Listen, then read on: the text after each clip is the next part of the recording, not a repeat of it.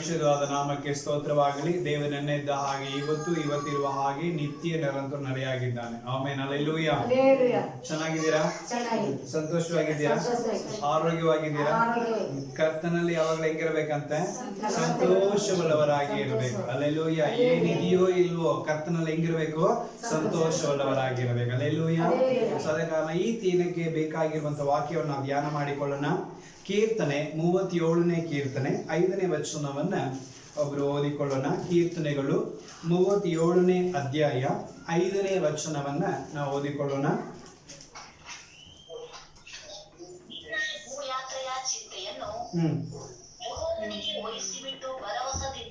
ಆಮೇಲೆ ನಿನ್ನ ಭೂಯಾತ್ರ ಚಿಂತೆಯನ್ನು ಯೆಹೋವನ ಮೇಲೆ ವಹಿಸಿ ಬಿಟ್ಟು ನೀನು ಭರವಸದಿಂದ ಇರು, ಆತನೇ ಅದನ್ನು ಸಾಗಿಸುವನು. ಆಮೆನ್. ಹಲ್ಲೆಲೂಯಾ.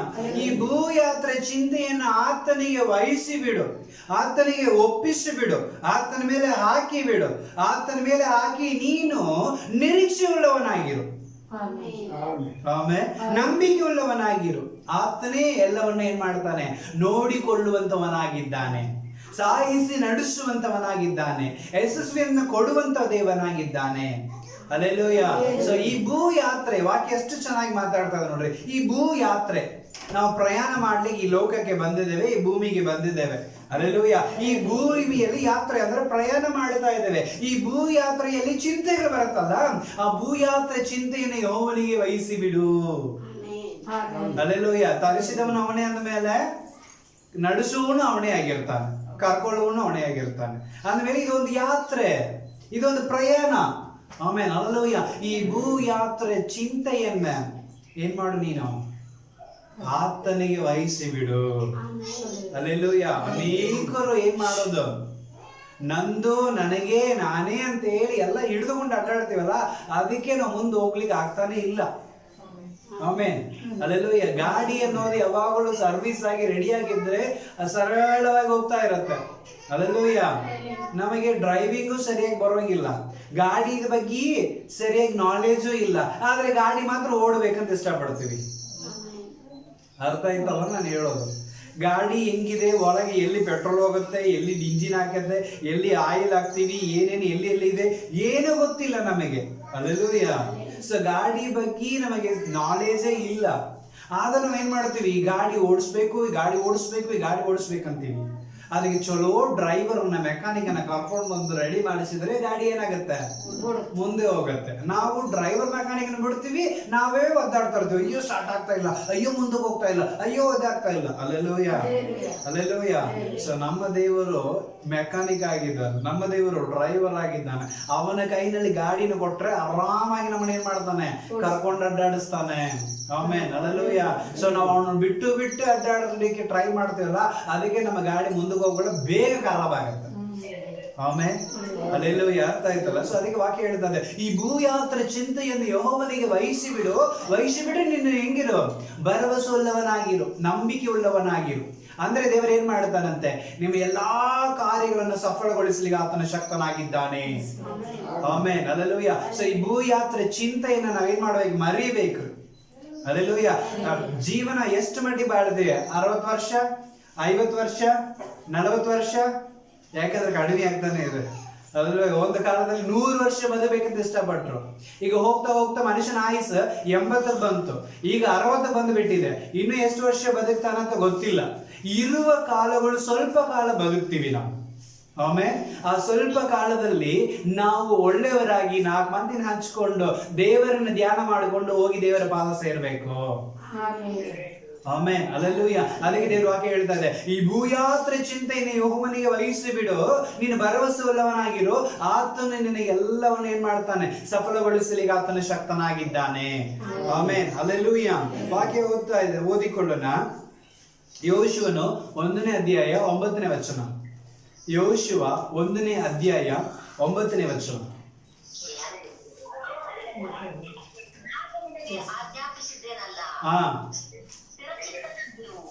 ಸ್ಥಿರಚಿತ್ತನಾಗಿರು, ಧೈರ್ಯದಿಂದಿರು, ಅಂಜಬೇಡ, ಕಳವಳಗೊಳ್ಳಬೇಡ. ನೀನು ಹೋಗುವವಳೆಲ್ಲ ನಿನ್ನ ದೇವರಾಗಿರುವಂತ ಯೆಹೋವನು ಆಮೇಲೆ ನಿನ್ನ ಸಂಗಡ ಇರುತ್ತಾನೆ ಅಂತ ಹೇಳಿದನು. ಆಮೇಲೆ ಹಲ್ಲೆಲೂಯಾ. ಕಲವರಗೊಳ್ಳಬೇಡ, ಚಿಂತೆ ಮಾಡಬೇಡ, ನೀನ್ ಧೈರ್ಯ ಕೆಡಬೇಡ, ನೀನು ಅಂಜಬೇಡ. ನೀನ್ ಹೆಂಗಿರೋ ದೃಢವಾಗಿ ಸುರಕ್ಷಿತನಾಗಿರೋ. ನೀನು ಹೋಗುವ ಎಲ್ಲಾ ಸ್ಥಳಗಳಲ್ಲಿಯೂ ನಿನ್ನ ದೇವರಾಗಿರುವಂತ ಯೆಹೋವನು ನಿನ್ನ ಸಂಗಡ ಬರ್ತಾನೆ. ಹಲ್ಲೆಲೂಯಾ. ಅರ್ಥ ಆಯ್ತಲ್ರಿ? ನಿಮ್ಮ ಈ ಭೂಯಾತ್ರೆ ಚಿಂತೆಯನ್ನ ದೇವರಿಗೆ ಒಪ್ಪಿಸಿಕೊಡುವಾಗ ನೀನು ಎಲ್ಲೆಲ್ಲಾ ಪ್ರಯಾಣ ಮಾಡ್ತೀಯೋ, ಎಲ್ಲಿಗೆಲ್ಲ ಹೋಗ್ತಾ ಇರ್ತೀಯೋ, ಅಲ್ಲೆಲ್ಲ ದೇವರು ಏನ್ ಮಾಡ್ತಾ ಇರ್ತಾನೆ? ನಿನ್ನ ಸಂಗಡ ಬರ್ತಾನೇ ಇರ್ತಾನಂತೆ. ಆಮೇಲೆ ಹಲ್ಲೆಲೂಯಾ. ಯಾಕಂದ್ರೆ ಪ್ರಯಾಣಗಳು ಬರುವಾಗ ಒಮ್ಮೆ ಡೌನ್ ಜಾಸ್ತಿ ಬರುತ್ತೆ, ಸರಕುಗಳು ಜಾಸ್ತಿ ಡೌನ್ ಇರುತ್ತೆ. ಒಂದೊಂದು ಕಡೆ ಏರು ದೊಡ್ಡದಾಗಿರುತ್ತೆ, ಇನ್ನೊಂದು ಕಡೆ ಹಂಸಗಳು ಬರುತ್ತೆ ದೊಡ್ಡದಾಗಿ. ಹಲ್ಲೆಲೂಯಾ. ಒಂದು ಕಡೆ ರಸ್ತೆ ಹೆಂಗಿರುತ್ತೆ, ಕಲ್ಲು ಜಾಸ್ತಿ ಇರುತ್ತೆ, ಇನ್ನೊಂದು ಕಡೆ ರಸ್ತೆ ಚೆನ್ನಾಗಿರುತ್ತೆ. ಈ ರೀತಿ ಪ್ರಯಾಣದಲ್ಲಿ ಎಲ್ಲಾ ತರವಾದ ರೋಡ್ಗಳನ್ನು ನಾವು ನೋಡ್ಬೇಕಾಗತ್ತೆ. ಆಮೇಲೆ ಹಲ್ಲೆಲೂಯಾ. ಉದಾಹರಣೆಗೆ ಇಲ್ಲಿಂದ ನಾವು ಮಂಗಳೂರು ಹೋಗ್ತೀವಿ ಅಂದ್ರೆ ಹೋಗೋದಷ್ಟೊಳಗೆ ಎಲ್ಲಾ ರೋಡನ್ನ ದಾಟಿರ್ತೀವಿ. ಗುಡ್ಡದೊಳಗನ ಹಾದು ಹೋಗಿರ್ತೀವಿ, ಸ್ಟ್ರೈಟ್ ಆಗಿ ಹೋಗಿರ್ತೀವಿ, ಸರ್ಕಲ್ ನಲ್ಲಿ ಹೋಗಿರ್ತೀವಿ, ಮೇಡುಗಳಲ್ಲಿ ಹೋಗಿರ್ತೀವಿ. ಕಲ್ಲು ದಾರಿ ರೋಡ್ ರೆಡಿ ಮಾಡ್ತಾವಾಗ ಬೇರೆ ಹೊಡ ದಾರಿಯಲ್ಲಿ ಕೂಡ ಅಡ್ಡಾಡಿರ್ತೀವಿ. ಆಮೇಲೆ ಹಲ್ಲೆಲೂಯಾ. ಆದ್ರೆ ಎಲ್ಲಾ ದಾರಿಗಳಲ್ಲಿಯೂ ಡ್ರೈವರ್ ಚೆನ್ನಾಗಿ ನಮ್ಮನ್ನ ಏನ್ ಮಾಡ್ತಾ ಇರ್ತಾನೆ? ಕರ್ಕೊಂಡು ಹೋಗ್ತಾನೆ ಇರ್ತಾನೆ. ಹಲ್ಲೆಲೂಯಾ. ಒಂದ್ರೆ ಭಯ ಬರುವುದು, ಅಯ್ಯೋ ಏನಪ್ಪ ಜಂಗುಲ್, ಅಯ್ಯೋ ಕಾಡು ಹಿಂಗಿದೆ, ಅಯ್ಯೋ ಡೌನ್ ಹಿಂಗಿದೆ, ಅಪ್ ಹಿಂಗಿದೆ. ಹಲ್ಲೆಲೂಯಾ. ನಾವು ಏನೇ ಚಿಂತೆ ಮಾಡ್ಬೋದು, ಆದ್ರೆ ನಾವು ಡ್ರೈವರ್ ಕುಂತಾಗ ಚಿಂತೆ ಮಾಡ್ತೀವಾ? ಹಲ್ಲೆಲೂಯಾ. ಬಸ್ ನಲ್ಲಿ ಏರ್ ಕುಂತ ಬಿಟ್ರೆ ಆರಾಮ್ ಹಾಕೊಂಡ್ ಬಿಡ್ತೀವಿ. ಹಲ್ಲೆಲೂಯಾ. ಸೀದಾ ಎಲ್ಲಿ ನೋಡ್ತೀವಿ? ಮಂಗಳೂರು ಹೋಗಿ ಕಣ್ಣು ತೆಗಿಯೋದು ನಾವು. ಯಾಕಂದ್ರೆ ಡ್ರೈವರ್ ಓಡಿಸ್ತಾನೆ ಬಿಡು ಅಂತ ಹೇಳಿ ನಂಬಿಕೆ. ಕರೆಕ್ಟ್ ಅಲ್ಲ? ಅದೇ ಹಲ್ಲೆಲೂಯಾ. ನೀನು ಹೆದರಬೇಡ, ಕಳವಳಗೊಳ್ಳಬೇಡ, ಚಿಂತೆ ಮಾಡಬೇಡ, ಯಾವುದಕ್ಕೂ ನೀನು ವರಿ ಮಾಡಬೇಡ. ನೀನು ಸ್ಥಿರಚಿತ್ತನಾಗಿರು. ನೀನು ಹೋಗುವುದೆಲ್ಲಾ ಕಡೆಯಲ್ಲಿ ನಿನ್ನ ದೇವರಾಗಿರೋ ದೇವರು ನಿನ್ನ ಸಂಗಡ ಬರ್ತಾನೆ. ಹಲ್ಲೆಲೂಯಾ. ಅದು ನಿನಗೆ ದವಾಖಾನೆಯಲ್ಲಿದ್ರು ಚಿಂತೆ ಮಾಡಬೇಡ, ಮನೆಯಲ್ಲಿದ್ರು ಚಿಂತೆ ಮಾಡಬೇಡ, ಹೊಳದಲ್ಲಿದ್ರು ಚಿಂತೆ ಮಾಡಬೇಡ, ಕಾಡಿನಲ್ಲಿದ್ರು ಚಿಂತೆ ಮಾಡಬೇಡ. ನೀನು ಎಲ್ಲಿ ಇದೆಯೋ ಅಲ್ಲಿ ದೇವರು ನಿನ್ನ ಸಂಗಡ ಇದ್ದಾನೆ. ಈ ಭೂಯಾತ್ರೆ ಚಿಂತೆಯನ್ನು ದೇವರಿಗೆ ನೀನು ವಹಿಸಿಕೊಡುವಾಗ ನೀನು ಎಲ್ಲೆಲ್ಲ ಹೋಗ್ತೀಯೋ ಅಲ್ಲೆಲ್ಲ ದೇವರಾಗಿರುವ ದೇವರು ನಿನ್ನ ಸಂಗಡ ಬರ್ತಾನೇ ಇರ್ತಾನೆ. ಇನ್ನೊಂದು ವಾಕ್ಯದಲ್ಲಿ ನಾವು ನೋಡ್ತಾ ಇದ್ದೇವೆ. ವಿಮೋಚನ ಕಾಂಡ 33ನೇ ಅಧ್ಯಾಯ 14ನೇ ವಚನ ಓದಿಕೊಳ್ಳೋಣ. Exodus chapter 33 verse 14.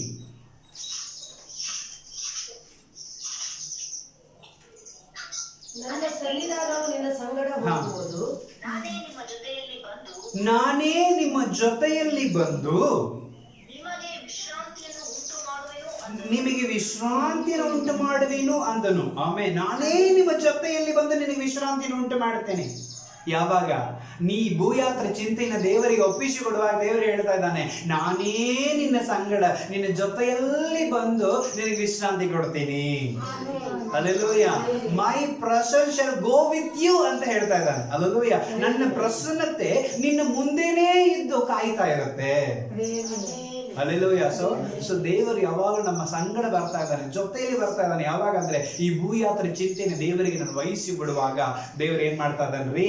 ನನ್ನ ಎಲ್ಲಾ ಪ್ರಯಾಣದಲ್ಲಿ ಜೊತೆಯಾಗಿ ಬರ್ತಾನೆ. ಹಲ್ಲೆಲೂಯಾ.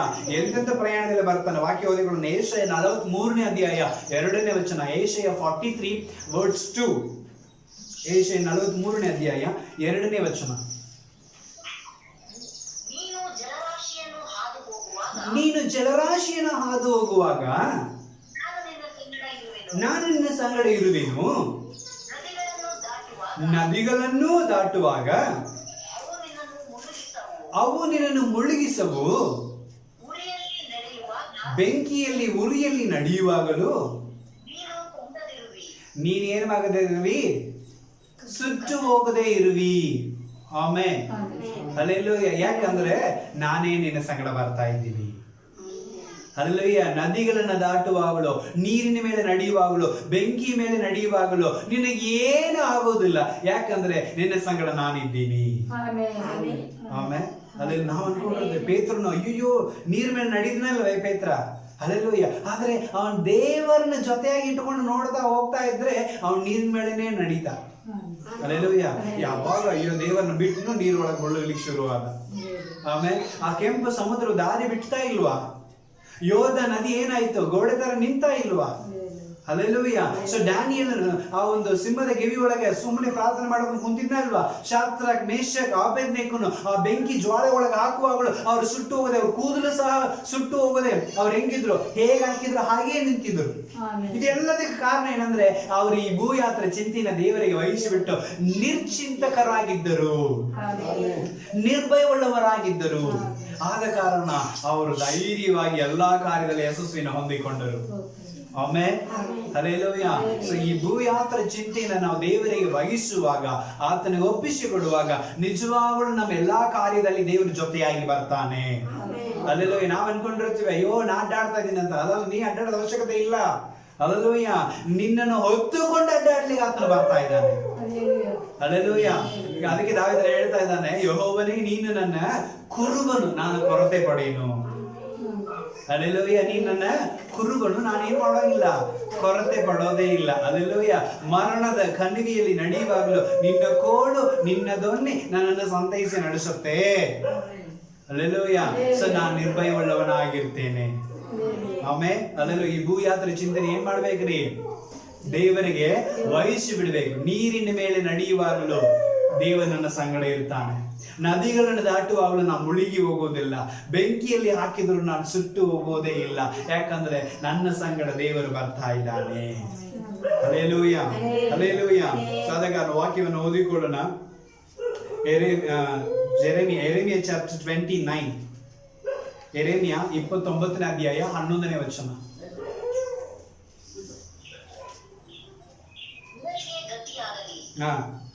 ನಿರೀಕ್ಷೆ ಇರಲಿ ಎಂದು ನಾನು ನಿಮ್ಮ ವಿಷಯದಲ್ಲಿ ಮಾತಾಡಿಕೊಳ್ಳುತ್ತಿರುವ ಆಲೋಚನೆಗಳನ್ನು ನಾನೇ ಬಲ್ಲೆನು. ಅಹಿತದ ಯೋಚನೆಗಳಲ್ಲ, ಹಿತದ ಯೋಚನೆಗಳೇ. Amen, hallelujah. ಹಿತದ ಯೋಚನೆಗಳೇ. ಪರಿಶುದ್ಧ ಬೈಬಲ್ನಲ್ಲಿ ವಾಕ್ಯವನ್ನು ಓದಿಕೊಳ್ಳೋಣ.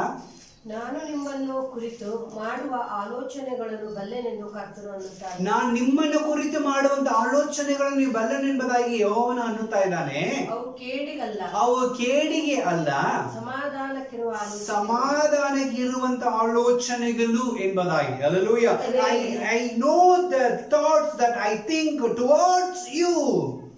Amen, hallelujah. ನಿಮ್ಮನ್ನ ಕುರಿತು ನಾನು ಮಾಡುವಂತ ಆಲೋಚನೆಗಳು ನನಗೆ ಗೊತ್ತೈತಿ.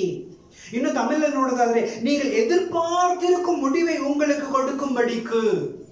ಆಮೆನ್. ನೀವು ಎದುರು ನೋಡುವಂತ ಸುದ್ದಿ, ನೀವು ಬಯಸುವಂತ ಸುದ್ದಿ, ನೀವು ಕೇಳ್ತಾ ಇರುವಂತ ಸುದ್ದಿ, ನೀವು ಇಷ್ಟಪಡುವಂತ ಸುದ್ದಿನ ನಾನು ನಿಮಗೆ ಕೊಡೋದಕ್ಕಾಗಿಯೇ ನಾನು ಏನ್ ಮಾಡ್ತಾ ಇದ್ದೇನೆ, ನಾನು ಬಂದಿದ್ದೀನಿ ಅಂತ ದೇವರು ಹೇಳ್ತಾ ಇದ್ದಾನೆ. ಆಮೆನ್.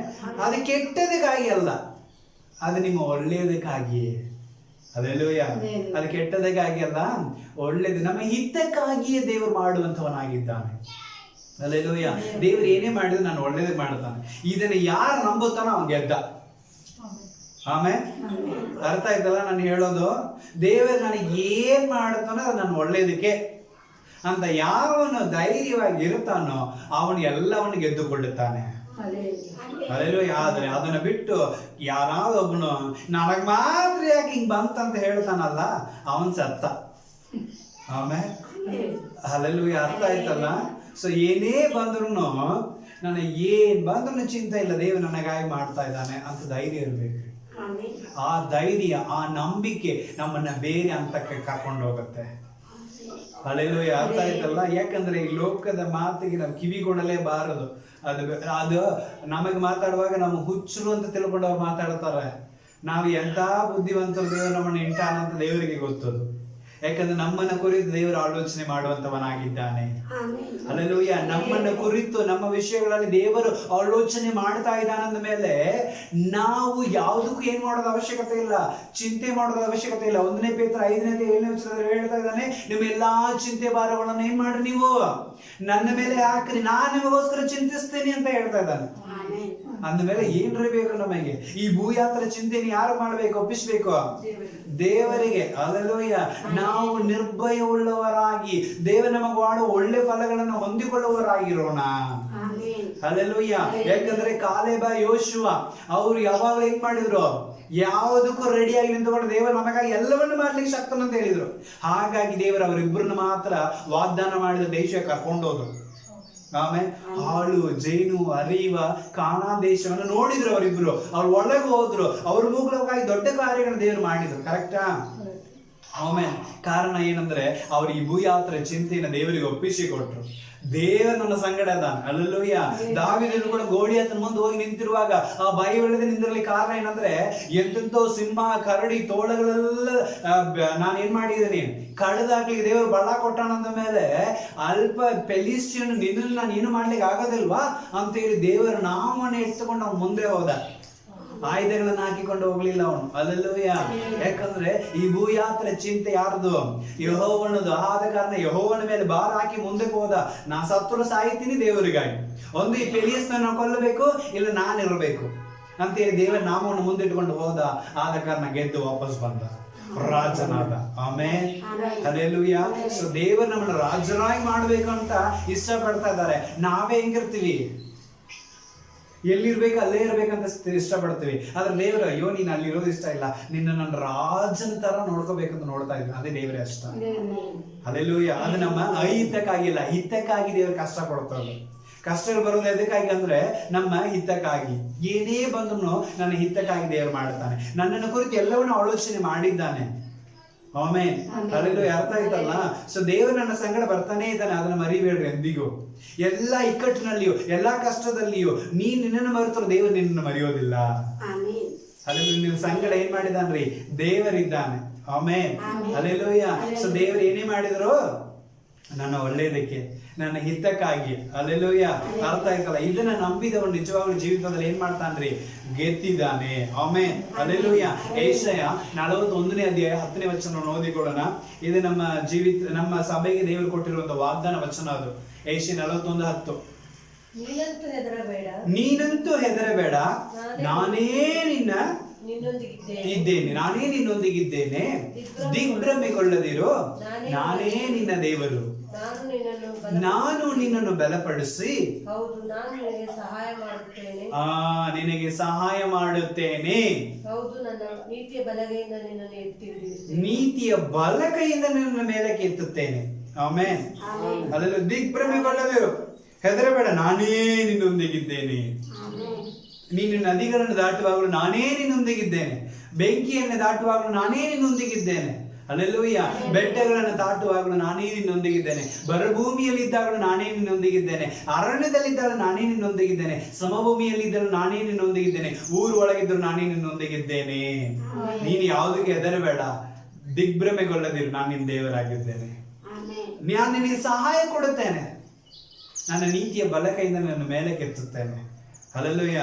ಅರ್ಥ ಆಯ್ತಲ್ಲ? ಈ ಭೂಯಾತ್ರೆ ಚಿಂತೆಯನ್ನು ನಾವು ದೇವರಿಗೆ ವಹಿಸಿಕೊಡುವಾಗ ದೇವರು ನಾವು ನೋಡಿ ಹೇಳ್ತಾ ಇದ್ದಾನೆ, ನಾನು ನಿನ್ನ ಸಂಗಡತೀನಿ, ಹೋಗ್ತಾ ಇರು, ನೀನು ಎಲ್ಲಿ ನಿಲ್ಲಬೇಡ. ಹಲ್ಲೆಲೂಯಾ.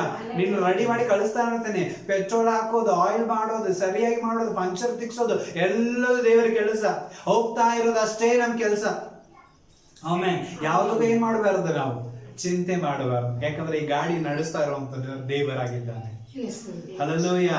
ಆ ದೇವರಿಗೆ ಗೊತ್ತೈತಿ ಈ ಗಾಡಿಯಲ್ಲಿ ಎಲ್ಲಿ ಮಿಸ್ಟೇಕ್ ಇದೆ, ಏನ್ ಪ್ರಾಬ್ಲಮ್ಸ್ ಇದೆ, ಯಾವಾಗ ಇದಕ್ಕೆ ನಾನು ಊಟ ಕೊಡಬೇಕು, ಯಾವಾಗ ಇದಕ್ಕೆ ನಾನು ಬಟ್ಟೆ ಕೊಡಬೇಕು, ಯಾವಾಗ ಇದಕ್ಕೆ ನಾನು ಸಂತೋಷ ಕೊಡಬೇಕು, ಯಾವಾಗ ಇದನ್ನ ಅಡ್ಡಾಡಿಸ್ಬೇಕಂತ ಹೇಳಿ ದೇವರಿಗೆ ಗೊತ್ತೈತಿ. ಆಮೇಲೆ ಅಂದ್ಮೇಲೆ ದೇವರಿಗೆ ವಹಿಸಿಬಿಟ್ಟು ನಾವು ಮುಂದೆ ಹೋಗ್ತಾ ಇರೋಣ. ದೇವರು ನಮ್ಮ ಸಂಗಡ ಏನ್ ಮಾಡ್ತಾನ್ರಿ? ಬರ್ತಾನೇ ಇರ್ತಾನೆ. ಆಮೇಲೆ ಹಲ್ಲೆಲೂಯಾ. ಯಾಕಂದ್ರೆ ವಾಕ್ಯ ಹೇಳ್ತಾ ಇದೆ ಮತ್ತಾಯ 28ನೇ ಅಧ್ಯಾಯದಲ್ಲಿ 20ನೇ ವಚನ. ಮತ್ತಾಯ 28ನೇ ಅಧ್ಯಾಯ 20ನೇ ವಚನ.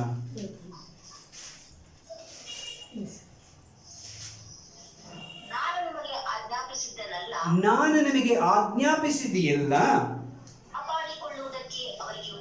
ಕಾಪಾಡಿಕೊಳ್ಳುವುದಕ್ಕೆ ಉಪದೇಶ ಮಾಡಿರಿ. ನೋಡಿರಿ, ಯುಗ ಯುಗದ ಸಮಾಪ್ತಿಯವರೆಗೂ ಎಲ್ಲಾ ದಿವಸವೂ ನಾನು ನಿಮ್ಮ ಸಂಗಡ ಇರುತ್ತೇನೆ ಎಂಬುದಾಗಿ ಸ್ವಾಮಿ ಹೇಳಿದ್ದಾನೆ. ಎಲ್ಲಿ ತನಕ ಇರ್ತಾನಂತೆ? ಈ ಲೋಕ ಇರುವ ತನಕ ನಾನು ನಿಮ್ಮ ಸಂಗಡ ಇರ್ತೀನಿ.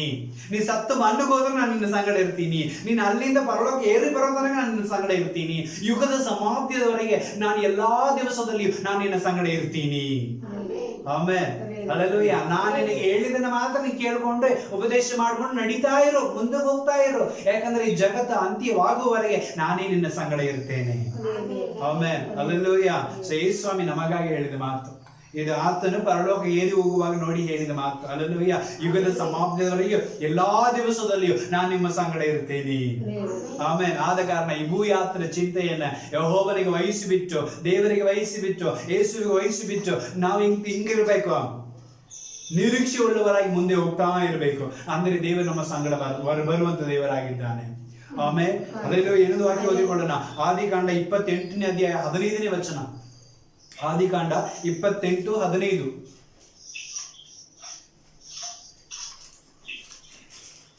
ಇದಲ್ಲದೆ ನಾನು ನಿನ್ನ ಸಂಗಡ ಇದ್ದು ನೀನು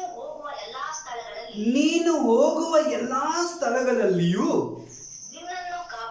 ನಿನ್ನನ್ನು ಕಾಪಾಡಿ ತಿರುಗಿ ಈ ದೇಶಕ್ಕೆ ಬರಮಾಡುತ್ತೇನೆ. ಆಮೆನ್. ನಾನೇ ನಿನ್ನೊಂದಿಗೆ ಇದ್ದುಕೊಂಡು ನೀನು ಹೋಗುವ ಎಲ್ಲಾ ಪ್ರಯಾಣಗಳಲ್ಲಿ ಜೊತೆಯಾಗಿದ್ದುಕೊಂಡು ತಿರುಗಿ ನಿನ್ನನ್ನು ಈ ದೇಶಕ್ಕೆ ಬರಮಾಡುತ್ತೇನೆ. ಹಲ್ಲೆಲೂಯಾ. ಎಲ್ಲಿ ನಿನ್ನ ಕರ್ಕೊಂಡು ಸೇರಿಸ್ಬೇಕು ಅಲ್ಲಿ ಕರ್ಕೊಂಡು ಸೇರಿಸ್ತೀನಿ ನಾನು. ಹಲ್ಲೆಲೂಯಾ. ಅರ್ಥ ಆಯ್ತಲ್ಲ? ನಾನೇ ನಿನ್ನೊಂದಿಗಿದ್ದು ನೀನು ಮಾಡುವ ಎಲ್ಲಾ ಪ್ರಯಾಣದಲ್ಲಿ ಜೊತೆಯಾಗಿದ್ದು ನಿನ್ನನ್ನು ಕಾಪಾಡಿ, ವಾಕ್ಯ ಹೇಳ್ತಾ ಇದೆ, ನಿನ್ನ ಏನ್ ಮಾಡ್ತೀನಿ ನಾನು? ಕಾಪಾಡಿ ಮತ್ತೆ ಪುನಃ ನಿನ್ನ ಮನೆಗೆ, ನಿನ್ನ ದೇಶಕ್ಕೆ, ನಿನ್ನ ಸ್ಥಳಕ್ಕೆ ಕರ್ಕೊಂಡು ಸೇರಿಸ್ತೇನೆ. ಅಲ್ಲೂ ನೀ ರೆಡಿಯಾಗಿ ಹೋಗ್ತಾ ಇರೋ ಸಾಕು. ತಿರುಗಿ ನೀನ್ ಹೆಂಗ್ ಕರ್ಕೊಂಡ್ ಬರ್ಬೇಕು ದೇವ್ರಿಗೆ ಗೊತ್ತೈತಿ. ಅಲ್ಲೆಲ್ಲೋ ಯಾಕಂದ್ರೆ ನೀವು ಹೋಗುವಾಗ ನೀನು ಈ ಭೂ ಯಾತ್ರನ ಯಾರು ಹೋಗಿಸಿ ಹೋಗ್ತಾ ಇದ್ದಿ? ದೇವರಿಗೆ. ಆಮೇಲೆ ಅಂದ್ಮೇಲೆ ಅವನು ನಿನ್ನ ಜೊತೆಯಲ್ಲೇ ಬಂದು ಎಲ್ಲಾ ವಿಧದಲ್ಲಿ ನಿನ್ನ ಕಷ್ಟ ಬಂದನು, ನಿಂದೆ ಬಂದನು, ಕಣ್ಣೀರು ಬಂದನು, ವೇದನೆ ಬಂದನು, ಹೋರಾಟ ಬಂದನು, ಗಲಿಬಿಲಿ ಬಂದನು, ಏನೇ ಅಡಚಣೆ ಬಂದನು, ಅದೆಲ್ಲಾ ಕಡೆಯಿಂದ ನಿನ್ನನ್ನು ಕಾಪಾಡಿ ಮತ್ತೆ ಪುನಃ ದೇವರು ಏನ್ ಮಾಡ್ತಾನೆ? ನಿನ್ ಜೊತೆಯಲ್ಲೇ ಇದು ಕರ್ಕೊಂಡು ಬಂದು ಸೇರಿಸುವಂತ ದೇವರಾಗಿದ್ದಾನೆ. ಆಮೇಲೆ ಹಲ್ಲೆಲೂಯಾ. ಆದ ಕಾರಣ ನಾವು ನಿರ್ಭಯ ಉಳ್ಳವರ ಏನ್ ಮಾಡ್ತಾ ಇರ್ಬೇಕು? ಮುಂದೆ ಹೋಗ್ತಾನೇ ಇರ್ಬೇಕು. ಆಮೇಲೆ ಹಲ್ಲೆಲೂಯಾ. ಸೊ ಇನ್ನೊಂದು ವಾಕ್ಯವನ್ನು ಓದಿಕೊಳ್ಳೋಣ. ಜ್ಞಾನೋಕ್ತಿಗಳ ಪುಸ್ತಕ 6ನೇ ಅಧ್ಯಾಯ, ಜ್ಞಾನೋಕ್ತಿಗಳು 6ನೇ ಅಧ್ಯಾಯ 15ನೇ ವಚನ. ಸರ್ ಜ್ಞಾನೋಕ್ತಿಗಳಲ್ಲ, ನ್ಯಾಯ ಸ್ಥಾಪಕರುಗಳು, ಜಡ್ಜಸ್, ನ್ಯಾಯ ಸ್ಥಾಪಕರುಗಳು 6ನೇ ಅಧ್ಯಾಯ 15ನೇ ವಚನ.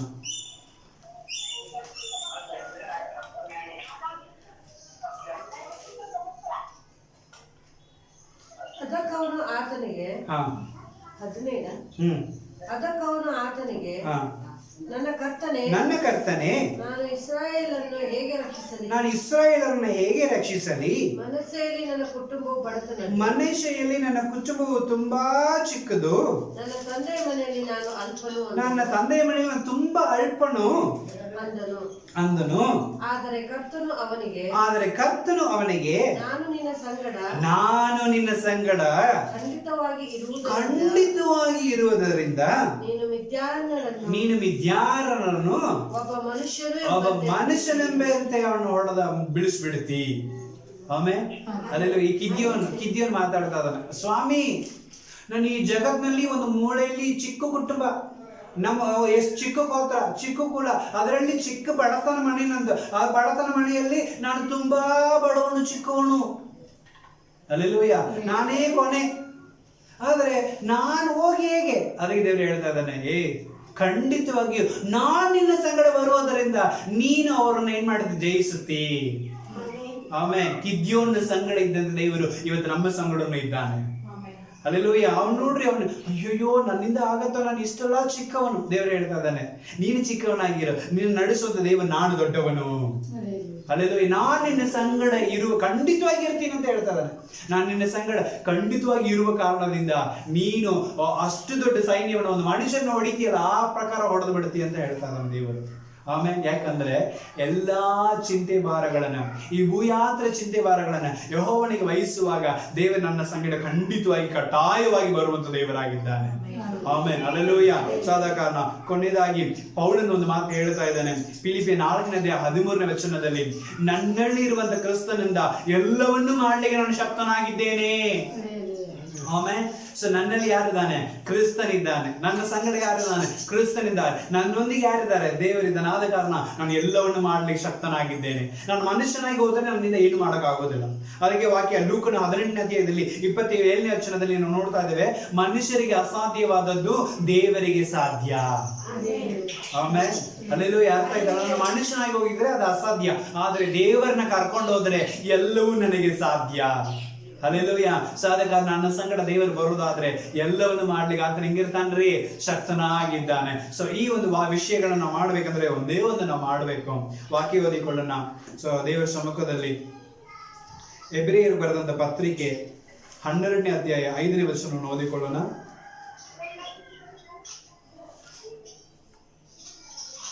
ಹದಿಮೂರನೇ ಅಧ್ಯಾಯ 5ನೇ ವಚನ ಓದಿಕೊಳ್ಳೋಣ. ಎಬ್ರಿಯರು ಬರೆದಂತ ಪತ್ರಿಕೆ 13ನೇ ಅಧ್ಯಾಯ 5ನೇ ವಚನ. ದ್ರವ್ಯ ಆಶೆ ಇಲ್ಲದವರಾಗಿ ನಡೆದುಕೊಳ್ಳಿರಿ, ನಿಮಗೆ ಇರುವುದರಲ್ಲಿ ತೃಪ್ತರಾಗಿರ್ರಿ. ನಾನು ನಿಮ್ಮನ್ನು ಎಂದಿಗೂ ಕೈ ಬಿಡುವುದಿಲ್ಲ, ಎಂದಿಗೂ ನಿನ್ನನ್ನು ತೊರೆಯುವುದಿಲ್ಲ ಅಂತ ಯೇಸು ಸ್ವಾಮಿ ಹೇಳಿದ್ದಾನೆ. ಆಮೇಲೆ ಅರ್ಥ ಆಯ್ತಲ್ರಿ? ನೀವು ದ್ರವ್ಯಾಶೆ ಇಲ್ಲದವರಾಗಿ ನಿಮಗೆ ಏನಿದೆಯೋ, ನಿಮ್ಮ ಹತ್ರ ಏನಿದೆಯೋ ಅದನ್ನ ಇಟ್ಕೊಂಡು ತೃಪ್ತಿ ಪಡ್ರಿ. ಇಲ್ಲದಕ್ಕೆ ಏನ್ ಮಾಡ್ಬೇಡ್ರಿ, ಬಯಸಬೇಡ್ರಿ. ನಿಮ್ಮಲ್ಲಿ ಇರೋದಕ್ಕೆ ತೃಪ್ತಿ ಪಡ್ರಿ. ಹಲ್ಲೆಲೂಯಾ. ಈ ಭೂ ಯಾತ್ರೆಯಲ್ಲಿ ದೇವರು ನನಗೆ ಏನ್ ಕೊಟ್ಟಿದಾನೋ ಅದನ್ನು ನಿನ್ನ ಪಾಲು, ಅದುವೇ ನಿನ್ನ ಪಾಲು. ಇರೋದ್ರಲ್ಲಿ ತೃಪ್ತಿ ಪಡ್ರಿ. ದೇವರು ನಿಮ್ಮನ್ನು ಎಂದಿಗೂ ಬಿಟ್ಟು ಅಗಲೋದೇ ಇಲ್ಲ, ನಿಮ್ಮನ್ನ ಕೈ ಬಿಡೋದೇ ಇಲ್ಲ. Amen, hallelujah. ಸೊ ಈ ವಾಕ್ಯಗಳ ಪ್ರಕಾರ ದೇವರು ನಿಮ್ಮನ್ನ ಏನ್ ಮಾಡ್ಲಿ, ಆಶೀರ್ವದಿಸಲಿ. ನಾವು ಪ್ರಾರ್ಥನೆ ಮಾಡೋಣ. ಹಲ್ಲೆಲೂಯಾ. ಸ್ತೋತ್ರ ಸ್ವಾಮಿ. ತಂದೆಯಾದ ದೇವರೇ, ಕುಮಾರನಾದ ಯೇಸುವೇ, ಪರಿಶುದ್ಧಾತ್ಮ ದೇವರೇ, ತ್ರಯೇಕ ದೇವರೇ, ನಿನ್ನ ನಾಮಕ್ಕೆ ಸ್ತೋತ್ರವಾಗಲಿ. ಅಪ್ಪ, ಇಲ್ಲಿವರೆಗೆ ಒಂದು ಒಳ್ಳೆ ವಾಕ್ಯಗಳನ್ನ ಕೇಳಿಸಿಕೊಂಡಿದ್ದೇವೆ ಕರ್ತನೇ. ಈ ಭೂಯಾತ್ರೆ ಚಿಂತೆಯನ್ನ ನಿನ್ನ ಮೇಲೆ ನಾವು ಹಾಕುತ್ತಾ ಇದ್ದೇವೆ, ನಿನಗೆ ನಾವು ವಹಿಸ್ತಾ ಇದ್ದೇವೆ ಸ್ವಾಮಿ. ಕರ್ತನೇ, ನಿರೀಕ್ಷೆಯುಳ್ಳವರಾಗಿ, ನಂಬಿಕೆಯುಳ್ಳವರಾಗಿ ನಾವು ಹೋಗ್ತಾ ಇರುವಾಗ ಅಪ್ಪ, ನಮ್ಮೆಲ್ಲಾ ಕಾರ್ಯಗಳನ್ನ ನೀನು ಸಫಲಗೊಳಿಸುವಂತ ದೇವರಾಗಿದ್ದಿ. ಈ ದಿನದಲ್ಲಿ ಕೇಳಿದ ವಾಕ್ಯದ ಪ್ರಕಾರ ಹೆದರಬೇಡ, ಕಲವಲಗೊಳ್ಳಬೇಡ, ದಿಗ್ಭ್ರಮೆಗೊಳ್ಳಬೇಡ. ನಾನೇ ನಿನ್ನ ದೇವರು, ನಿನ್ನ ಸಂಗಡ ಬರ್ತೀನಿ. ಎಲ್ಲಾ ಪ್ರಯಾಣಗಳಲ್ಲಿ ನಾನೇ ನಿನ್ನೊಂದಿಗಿದ್ದು ನಿನ್ನ ಕಾಪಾಡುತ್ತೇನೆ. ಖಂಡಿತವಾಗಿ ನಿನ್ನ ಸಂಗಡ ಬಂದೇ ಬರ್ತೀನಿ. ನದಿಗಳನ್ನು ದಾಟುವಾಗಲೂ, ನೀರುಗಳನ್ನು ನಡೆಯುವಾಗಲೂ, ಬೆಂಕಿಯಲ್ಲಿ ನಡೆಯುವಾಗಲೂ ನಾನೇ ನಿನ್ನೊಂದಿಗಿದ್ದೇನೆ. ನಿನ್ನ ಎಲ್ಲಾ ವಿಧದಲ್ಲಿ ಕಾಪಾಡ. ಮನುಷ್ಯನಿಗೆ ಅಸಾಧ್ಯವಾದದ್ದು ದೇವರಿಗೆ ಸಾಧ್ಯವಾಗುತ್ತೆ. ಆದ ಕಾರಣ ಯುಗದ ಸಮಾಪ್ತಿಯವರೆಗೂ ಎಲ್ಲಾ ದಿವಸವೂ ನಾನು ನಿನ್ನ ಸಂಗಡ ಇರುತ್ತೇನೆ ಎಂಬುದಾಗಿ ಹೇಳಿದಂತ ದೇವರು ನನ್ನನ್ನು ಬಿಟ್ಟು ಅಗಲುವುದಿಲ್ಲ, ನನ್ನನ್ನು ಕೈ ಬಿಡುವುದಿಲ್ಲ ಅಂತ ಹೇಳಿದಂತ ದೇವರು. ಅಪ್ಪ, ಈ ದಿನದ ವಾಕ್ಯದ ಪ್ರಕಾರ ನಮ್ಮನ್ನ ಕರ್ತನ ನಾವು ನಿನ್ನ ಸಮ್ಮುಖದಲ್ಲಿ ಒಪ್ಪಿಸಿಕೊಡುತ್ತೇವೆ. ಕರ್ತನ ನಮಗೆ ಇರುವುದರಲ್ಲಿ ನಾವು ತೃಪ್ತಿ ಹೊಂದಿದವರಾಗಿ, ನೀನು ನಮಗೆ ಏನ್ ಕೊಟ್ಟಿದ್ಯೋ ಅಷ್ಟೇ ನಮಗೆ ಕರ್ತನ ಒಳ್ಳೆಯದು ಸ್ವಾಮಿ, ಅದರಲ್ಲಿ ನಾವು ತೃಪ್ತಿ ಪಡ್ತಾ ಇದ್ದೇವೆ. ಈ ಒಂದು ಕರ್ತನ ವಿಷಯದಿಂದಲೇ ಅಪ್ಪ, ನನ್ನನ್ನು ಬಿಟ್ಟು ಅಗಲಬೇಡ, ನನ್ನೊಂದಿಗೆ ಬಂದು ನಮ್ಮನ್ನು ನಡೆಸು, ನಮ್ಮನ್ನು ಬಲಪಡಿಸಿ. ಈ ವಾಕ್ಯಗಳನ್ನು ಕೇಳುತ್ತಾ ಇರುವ ಪ್ರತಿಯೊಬ್ಬರ ಜೀವಿತದಲ್ಲಿ ಒಂದು ಬದಲಾವಣೆ ಉಂಟಾಗಲಿ. ಅವರನ್ನು ಆಶೀರ್ವದಿಸಿ ನಡೆಸಿಕೊಳ್ಳು. ಪ್ರಾರ್ಥನೆ ಕೇಳಿದಕ್ಕಾಗಿ ಸ್ತೋತ್ರ. ಯೇಸು ಕ್ರಿಸ್ತನ ಮುದ್ದಾದ ನಾಮದಲ್ಲಿ ಪರಿಶುದ್ಧಾತ್ಮನೇ ನಿನ್ನ ಸಹಾಯದೊಂದಿಗೆ ಪ್ರಾರ್ಥನೆ ಬೇಡಿ ಹೊಂದುತ್ತಾ ಇದ್ದೇವೆ ನಮ್ಮ ಜೀವಗಳ ಸ್ವರ್ಗೀಯ ತಂದೆಯಾದ ದೇವರೇ. Amen, amen. God bless you. Praise the Lord.